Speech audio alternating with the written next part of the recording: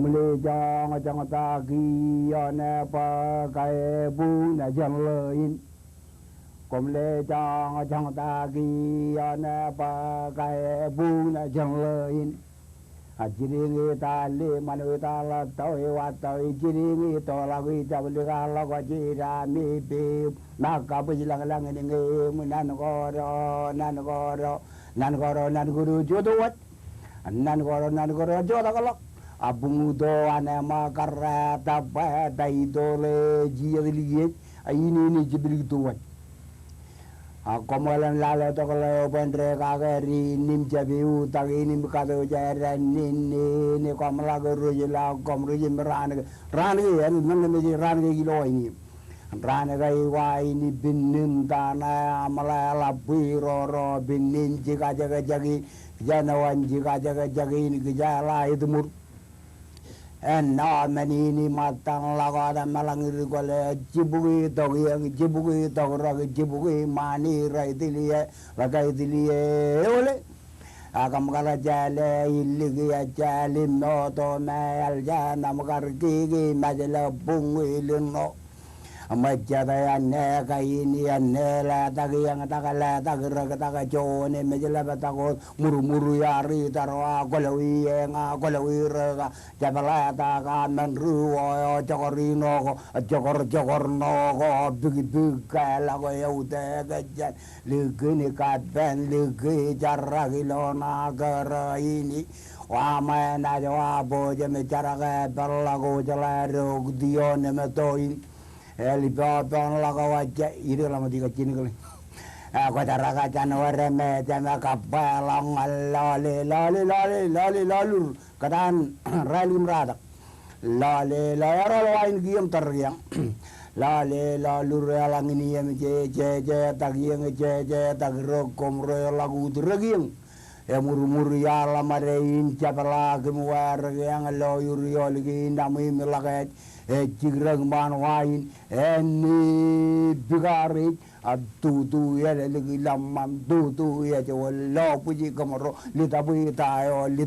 ta ini me jigragi toni najim to mai jimin re dal delia capala tagajani bugina jeng le giya wa ini kulit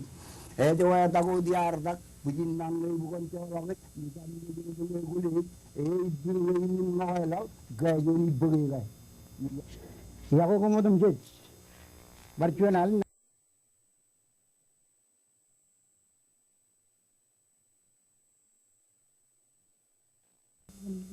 regwalo hijin ena tage kumanan rong imek regwalo gichen chaban gannan pwena do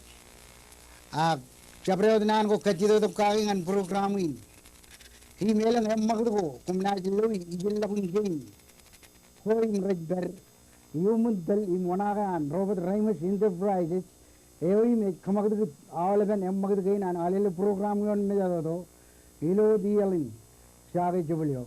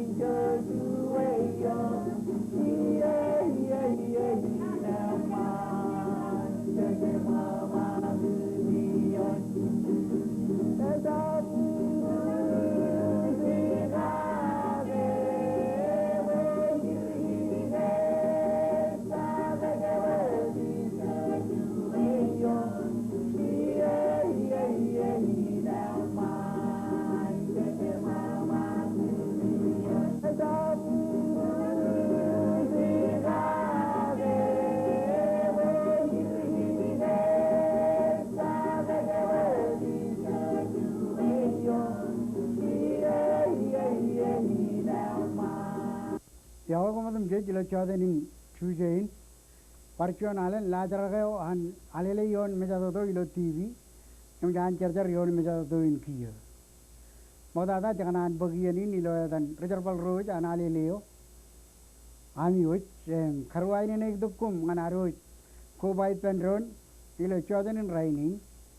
ilo train ge lajaragin aroj ek magdut yon mejadodo in ena kamagdut kejut ilo chabre malan Ivelagin island ke inar, island ko jad rotolo jan git. Kenvenin eka bilang lang im eka itu tuh limo, pokon chojim ligatot tuh mak im wat magat ke inwit, ilo lajar kin chode ini. Kona lo elang wawin ko kona loi im rong jagi, chat na ko jaga rong jagi, ikiche nujim men ko ei logot, kenvenin Kejamin kabile geyuk cakanana terjang geyuk pokon cijat mak kipen program ini jencino nane magat malok ngane ngeri relok an tabar cemlagun yon mejato toi kia ilo edan kejerbal ruit mecujet rail ajin ron ilo cikin cerbalin kapkom roi mekka mi khobato kipen lajraginan alele yon mejato to ikichen tibi ko najimi chet lewat nanin kamolo lilo ami garci jattuk hem naj wat tagain ragarilo em magdgi naroj kiya janaj bulikman program naroj mak hemilo yenin janaj pagadok mak rutoroj ar lilo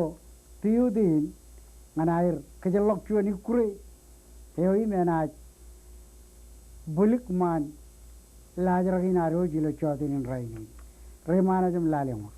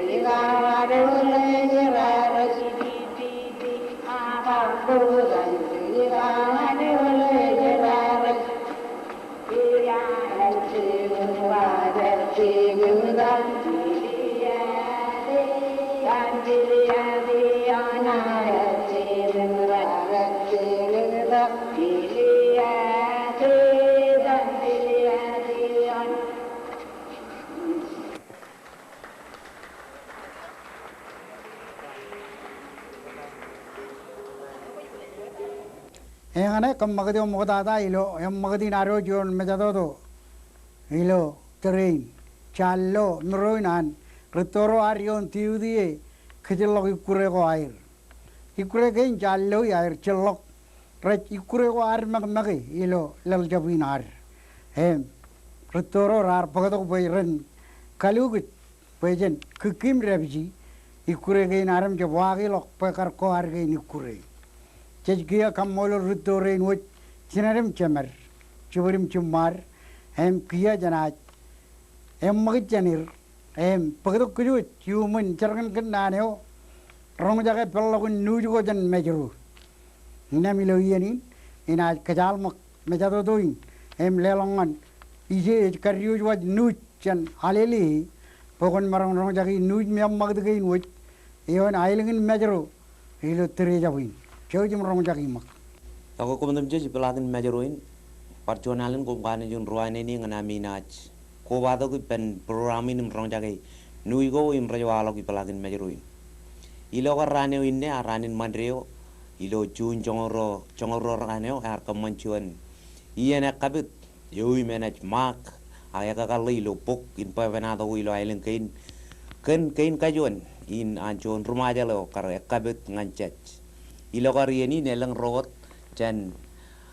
kienewar kienewala berari dong nganien ekabdinan jonian remaja ro im joj alip jumur im chala ka chene juiden filibio yo im eleng jigin charbal ko ar kabjiri mokda nganien ini mar cecet nganan pekabit eno jon chech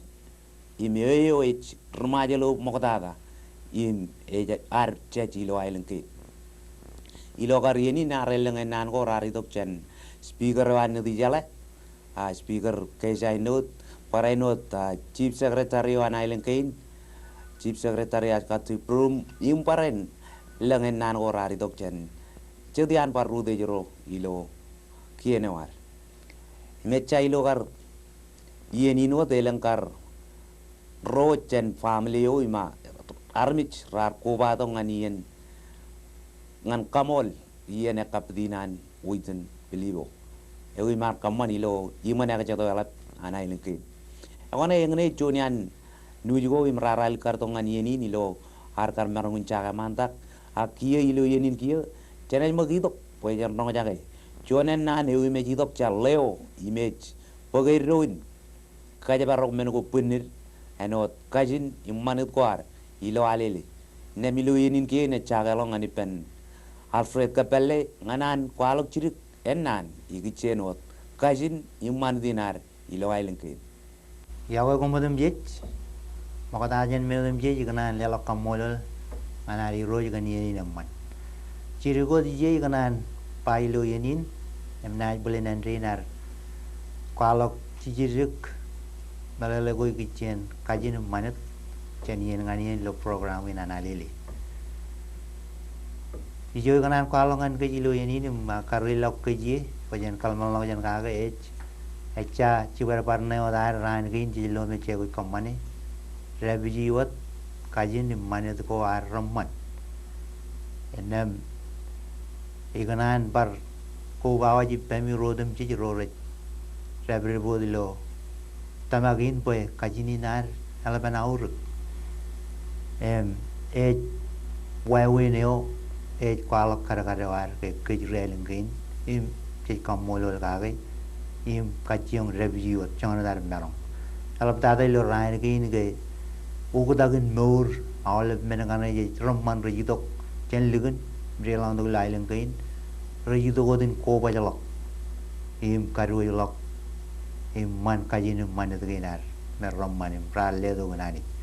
imi par ko baji pemi bajuin dipendronot te chabale lewat echep chukul got echep gleja got echep kian got ak awale bero chumor relengin chen monono im review mi penroni malele echku bawa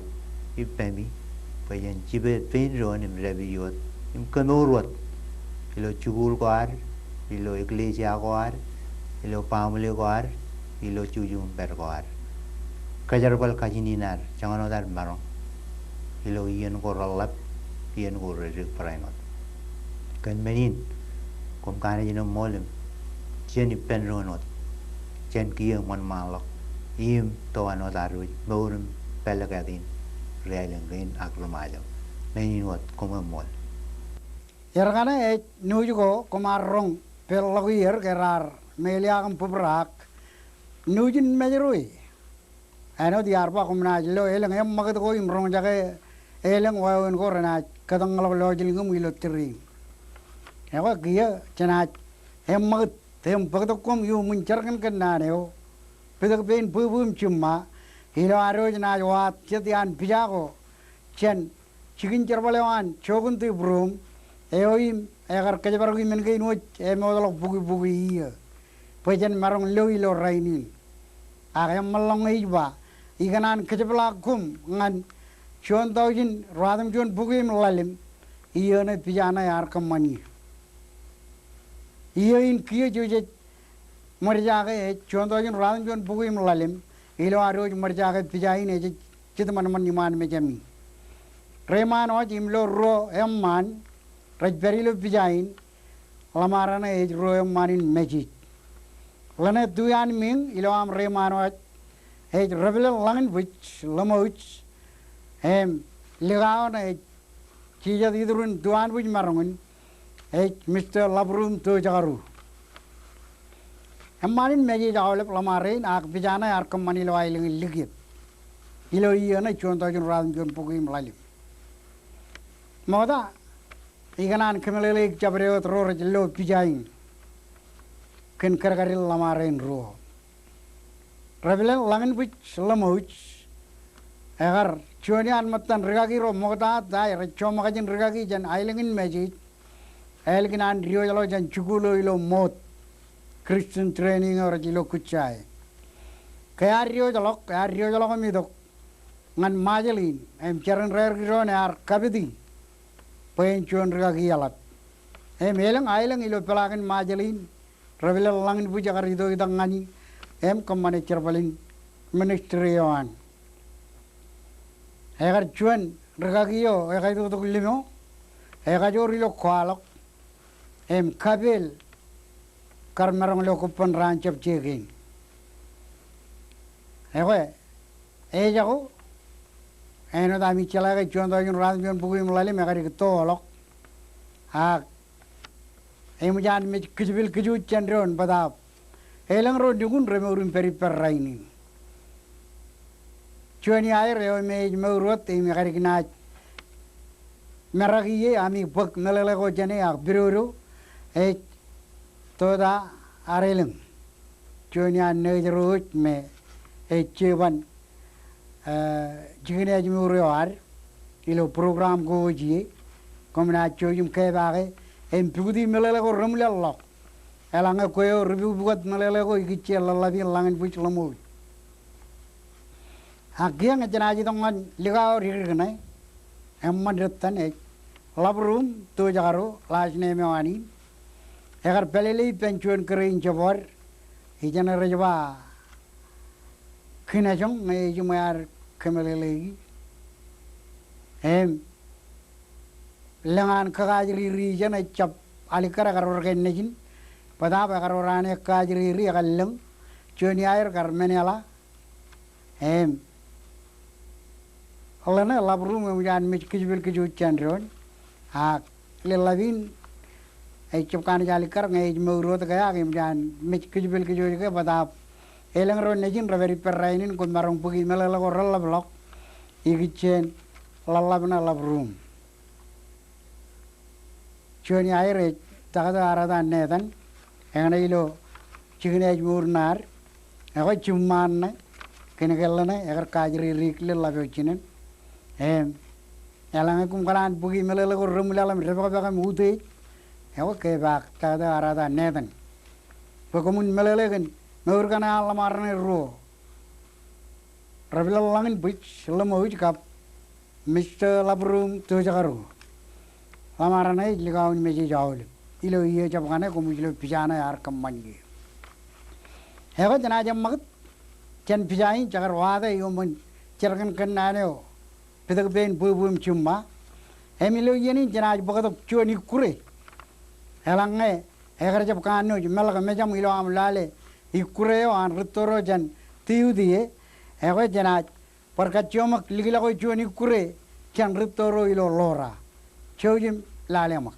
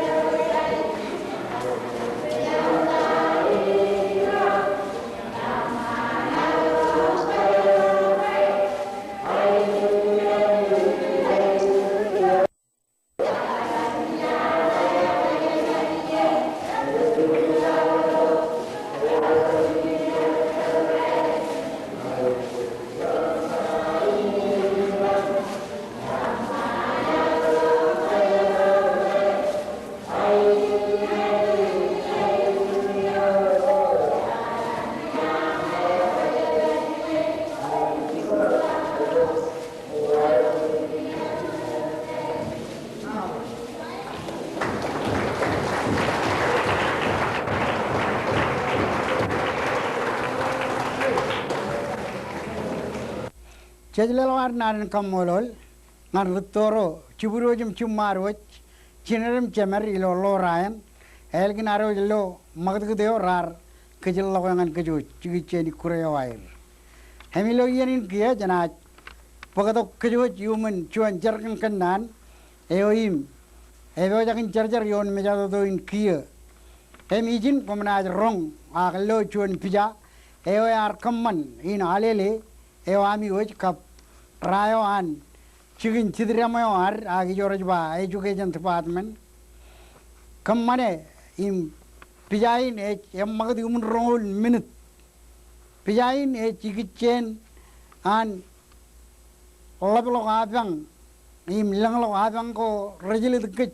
ilo train me lablo oran arme ilo lalinar chojim lalemak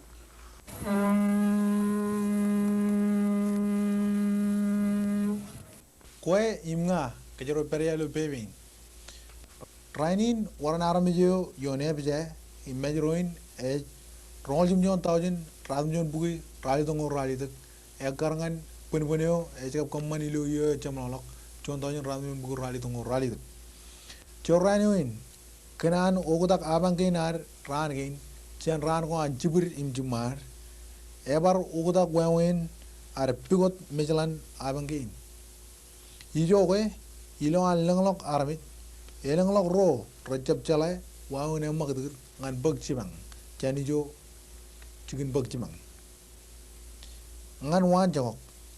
nge kwarbat kanan bag chirik melele kenangan mich ine karagre konajgar edal ngania ange coach kanan kachalai glok chon jorren ngan kien yon mejeroin euro kain policeman woneo ko jay guj in kachalay glok chorani ngane nangan mich in akaragre yon mejeroin rainin eleng wawen go rajrube im kajere lok chon bamli chon yan wawen gain ejidok chenrenin karak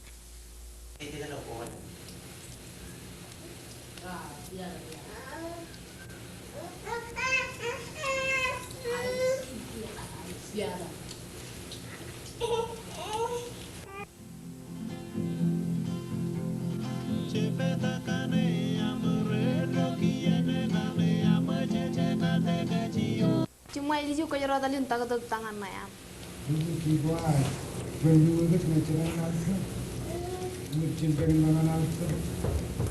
Rapan, ratu ini lu kue lane mau kue kerolok kini jangan ini karena bijak tak atau. Siap kejarannya terbokon tak atau lama kayak alun klip kini jangan ini kerolok umpina aku bijak tak atau. Punya bijak tak yuk. Kacau mana?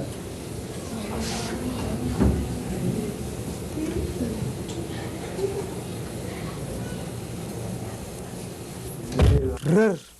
mungkin awalnya dia jauh berangkat aramit.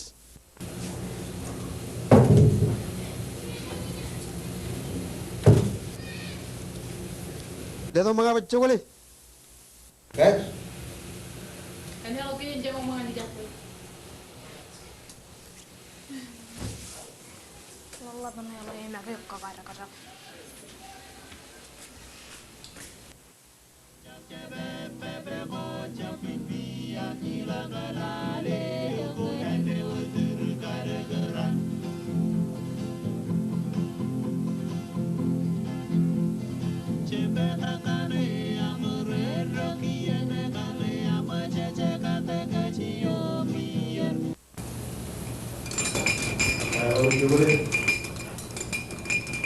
Jangan kau yang mengayak. Yang wat.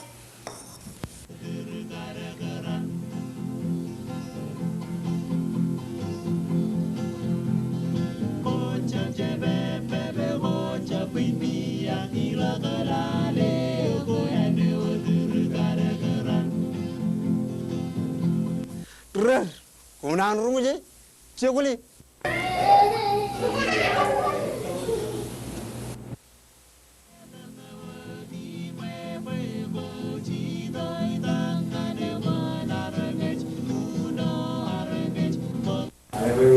Kita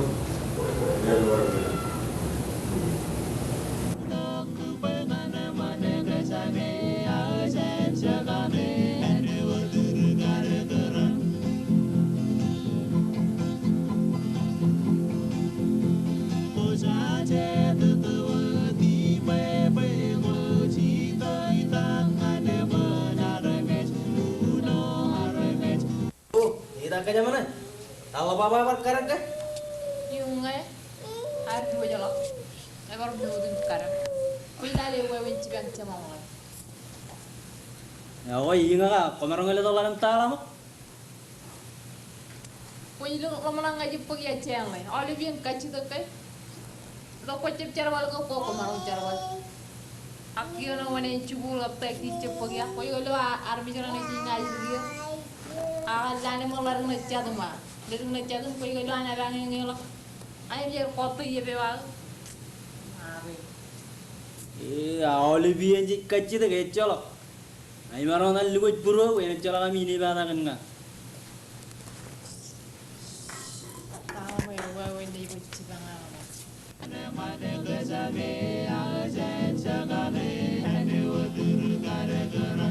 Elenglok wawen go elablok air nana janin.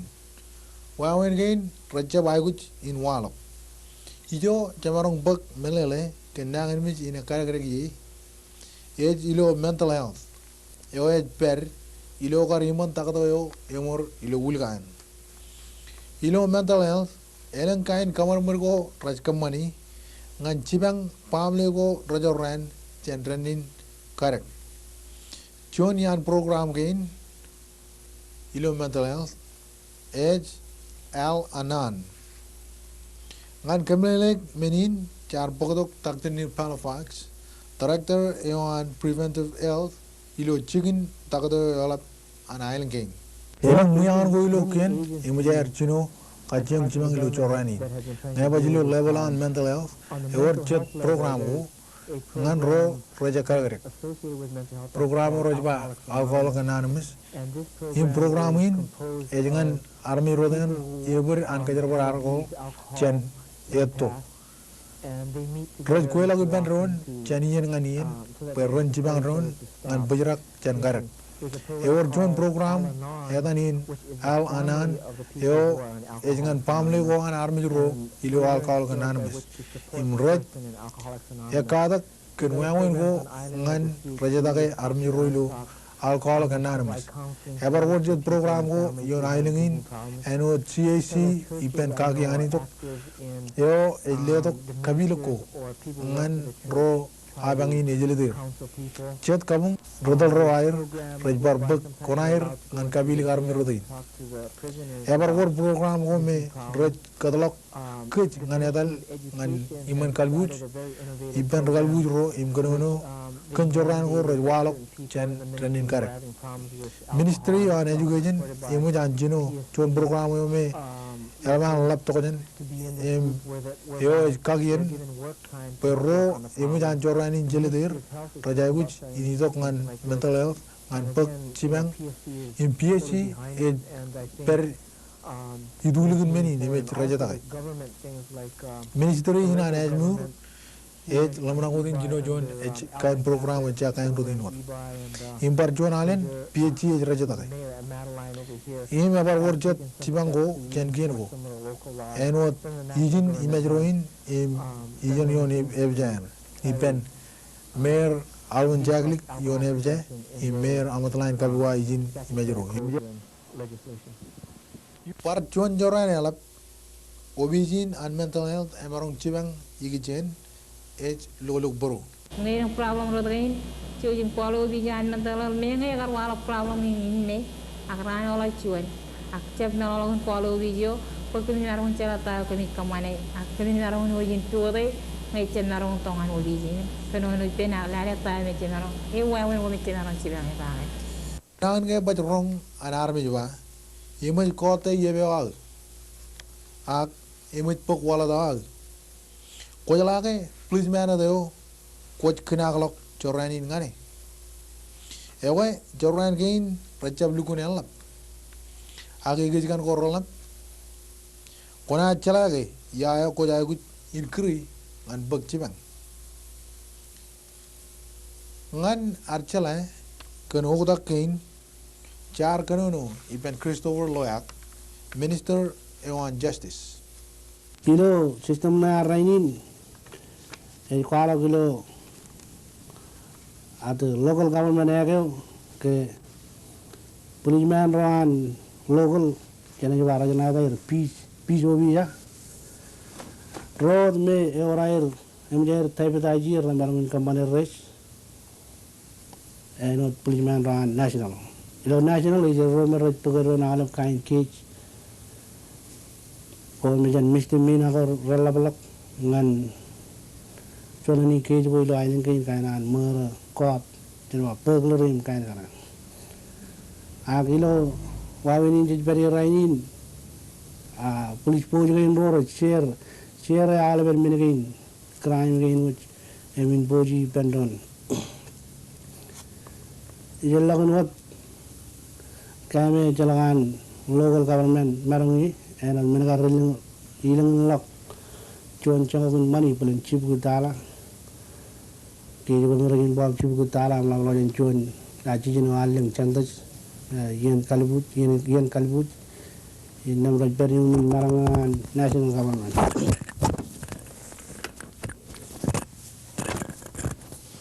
ilo kain kejerudin I begin involve policeman rohan local me mitibidai jir ngejap inam national policeman road pamarangun airways army romer committee kain crime gain meralak cerwanan local police agent poji kagian kuan local government ordenin ko emeno rapa ordenin gain kaji ko ilo air agent crime tadi kalau kajan jangan gain jiba jino aleng kalibut kabne ma kemi ngajab cipu tala cipu ne mo la kaya diririk paimelele ko rarwalok igichen ogutak ko ikatan national im local police rana cibang kej ka jojo ilo ar kena alok jorran ho cejloi cenran ngan ran ilo jujukun barewar ebar war jorran ho cemarong pobrai enangin awal nangin misgo ekke air walok ilo majalin cemarong pobrai nge cecet ar mangai melele ko ken wawen kajicit ar mangai nangin mi injabo ngen ela blok ilo majroin ilo anu diyain contohnya radum jon bugi rali dongo radum jon chen January ngan Mei rongo rali dak ajri yemach anjoranin chilidir ruwat yemach air mech elange chena adgar kairi ngan kar chilung rali dagayo waran ajri ro rar jago ilo iyo yolok contohnya radum jon bugi rali dongo rali dak cuan in one man lok reserval ro ilo wot ewan ajri raj kamane padap che jai kuch ligit melalain ilo kach pa ajri rain rachor chanchoran inangan bejin chabuan raman lukun emman air ekadak ak engineer emman lukun emman air reklok mol ke bin mu ran kin che jai kuch chalai wawen kaya kuch pachen marong wegi mangago raman nganajiri runajir izin ilo evnep ceca pokot melele ken mangago raman ngan kech ak ebar lenglok melele ko cemarong bugi pobin eno de manewan ilo jangan ilo yenin ejamit imit eno de ejamit emmanewan ilo jangan Junian inen mangago eminen mangariba carbohydrate kemi mi way lo terena ne yu kone yu wade kamate lo terena ge mat popin a popo ena lewa ngani faida mene riba faida mene emol pilo program ina ne vne kocha pogot melalago yini gichen mai a koi paranet pog melalago yigicien paja da chen ko am melele ko cheti ki chen am marun ko kun manga ko agam review da ur ko air em parane ko ibar pung melele ko ki chen am pulan aklam na kelok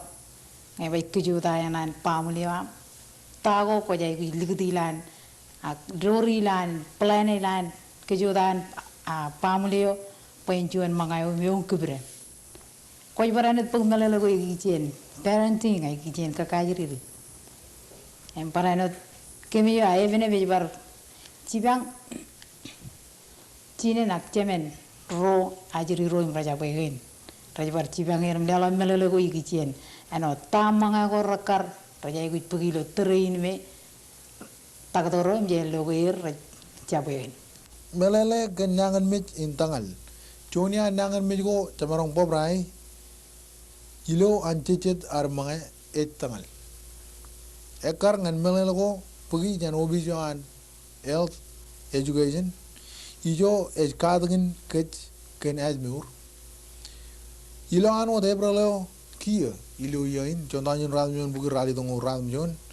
eor chungol radmjon redangal image anu obisin loy melelen menin kia waran alap ro rajba redangal ilo majroin wat image alablok nganenangin 5 bui cibugui cilungul yan army rain rajwa awal bonje rainjet raj katyong in kariglok tangaleo ipair kan exercise im kajume air mangai igijen berang mena emarong gue cicita mangai im jolo tangal joran yar barang okay dugu naman kacit ginam William gilo mo le ora ba iris ko red army ora ja iris jak rebiro peran pengenang min tangal dirgain karba ngai na gilo pamle jadi parang ngai jadi par overway kajun bale mini ngai jadi erro jancangan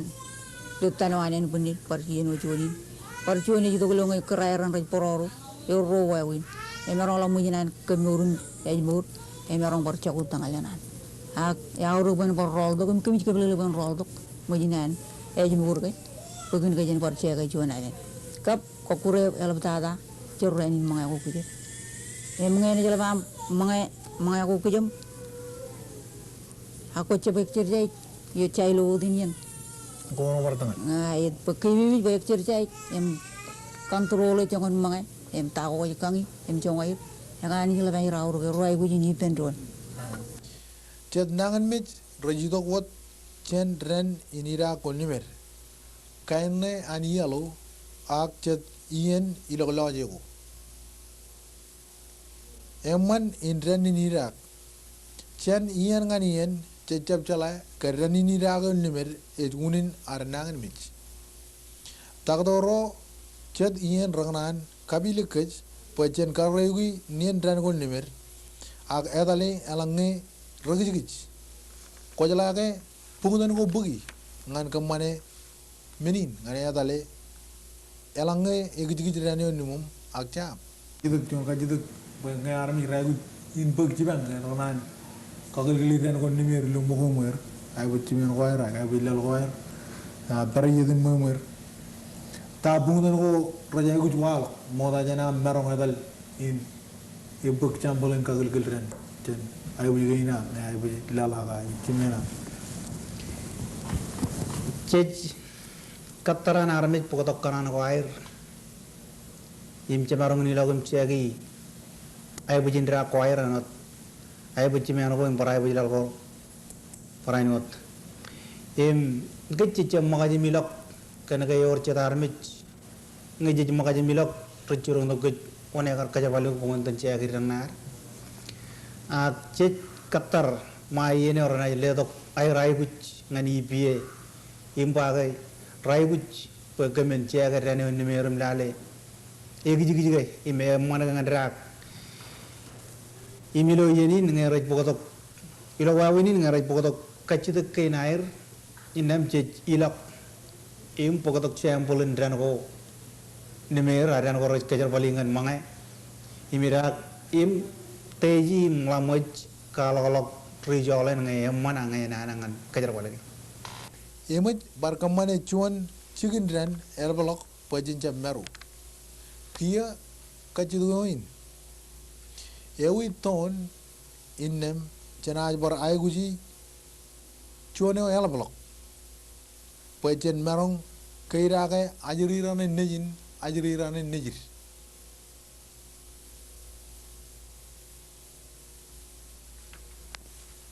Kajaro berialu bebein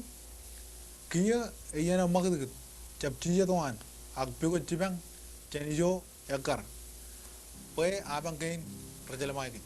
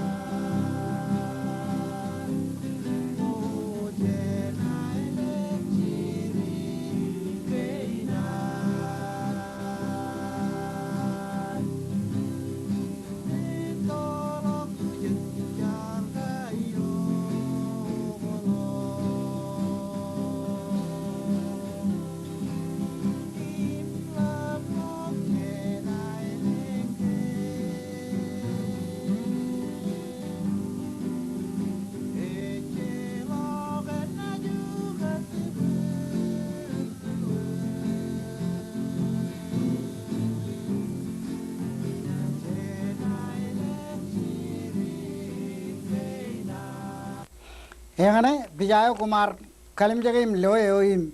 aleli nami kap chikin jalalok janayo chikin jidramayo rar chimuri pendranim kammane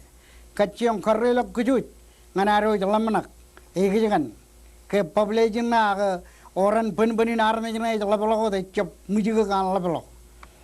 ilo ayo ini chilo ke elang abang ko imjai riun ke ilo ran kain ewe Bijana Kumar loy ime Eterongol minit ay takan, egar kaya kucing walak bacujel loe, kalmalak jangan ipermagi, hena juye naru kajori, udah merigir kain udah rawalak ni mina celet ergalak waru, gaya jangan jidok nganar, bagdok kajo jumun tay daleo, aga cerkan kendaneo, bidak bein ciburim cumar, ikut cen cuanan, eo ek arrong jaga, cawan kendan kor jidok ngan program ini aga lajaragi na oleh biyen kian regat cidak tokro mataro ci balagan tiu tie cedian cidok kacidak jan balagan majelin nane agari dok kacidak kage ngan lajaragi nan codenin yang ini coba kecur rega cuan nan boleh nih jaro jorong jaga alab tada ajiriru ririk najir Egari cija air rong jaga nanin kejura ke, kenmeni ne nak kanu pin air melele kage. Angge pa jelang rutoro melele, ewe rana cut kemele gajri ro reri kilo melan ko rej pergi. Ilo pelagin majelin. Ro im recutanga ke program ini aga magadin chodin. Nanin kejura ke melelein kain arme jrodane ibinane magad. Chen cuan meneo he marjage aga barjuan cuan kain arme jrodane eno egujuraga melelin elen kain kanan raberipen heganan meni heganan menueo heganan magde heganan perot meurin kejuraga aga tujo rajat kejuraga penan magde elak karile maai makoe mayanut carana ngai am magdi nugun yana milongan barjadem aga erebijot mayanam kejuraga naigi melelin nanin kejuraga kaciyam kede cuan raga egal libak elangi even poem jan nodolok cimatani nen bunin lu puret koban ugoje akajogi jen jigin ewe endrina army roten keju rega egari pinan magd ilo trene magd ne gillo chatmen kain army roten egari bololan magd piru antama kimmen ko ilogot par keju rega menen hena rega roten e bellogot yejet me magajan kedo ugi me bello piru an rele me magd men ko ilogot ego nanin keju rega magd ilo meuran kain army roten ruo achamargun ba nani ne perberion ruo kain meurin keju rega biru ngane magd kap pin ngan tebi me magd awle nani gain ek argan parrong air kwalok nganjat kain ajri rodane ramago jagallo jan chinerim chemeir ragari keju rega rare chinerim chemeir raban kaman chabreot kinairlem kadang irim keju rega iter ago pirurun keju rega yone aga chat ajri ina penin keju rega yone achat ajri rejolok chinerim chemerim tidirim ikure pachigim begitu koilang kain cerren ko bar keju rega meurin keju rega menen kena digarba nani ne ro iron perberion meurin pin pan magdut aga piruru marong magdut keju rega yon wan chango rene chuan rega pin marong magdut piruru egari piruru kamagdut arrega awle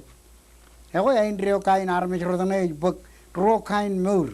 meurin keju rega ekar kanan rongan rutoro luget pengeje magogun magdut aga perbajugodum japaj idu idak raba lewi keju rega ne ajri keju rega ne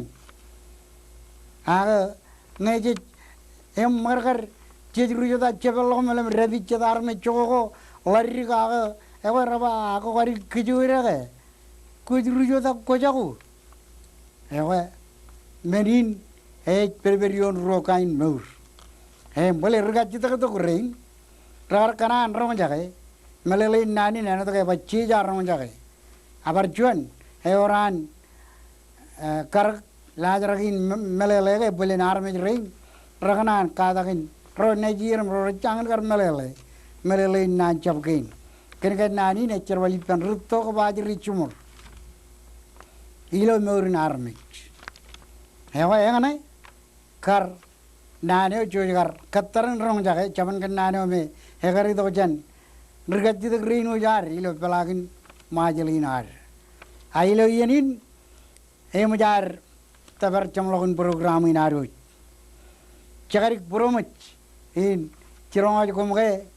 mujar tabar camlogun program in elgin caman kan nane kan menin cejelok nane kamolo lelat ngan roragar keju rega pen program in cino untong ngancam lagun ligat tutim pen kabro rar jab keju rega pen rar par keju rega ilo chat nememi janganan parainot karwa ini nih yuk emleo jananin kaji jatu gilo wigilal elangnya emman peca ijinot joy naj parion ron kai to limun ron moda janar cibil kalau jan ron ilo meja toin ya jangan bagian ini melelok cikin gain telagir nganar kamololir eno dair cuda pen programin cenian nganian moda ada cet kamolo National Park Service ijo me ami rong ke re dari pen programin awal pian ngan College of Micronesia me kar bagadok jet magadik ko jalloan kap ngan chogun tibru Memorial Trust Corporation yo kenan kejabala keju ngan iyalang ku remodalok kalu kejikan ro resident pro hiper men nugurum matar kanyegum padagadagir alap tada ngan robot rai machin enterprise ijo me kukim rabijim kamajo jogi kejo jon men ko mayer men ko bundir magmagi tage meurin caraman ude jum bung ilo iya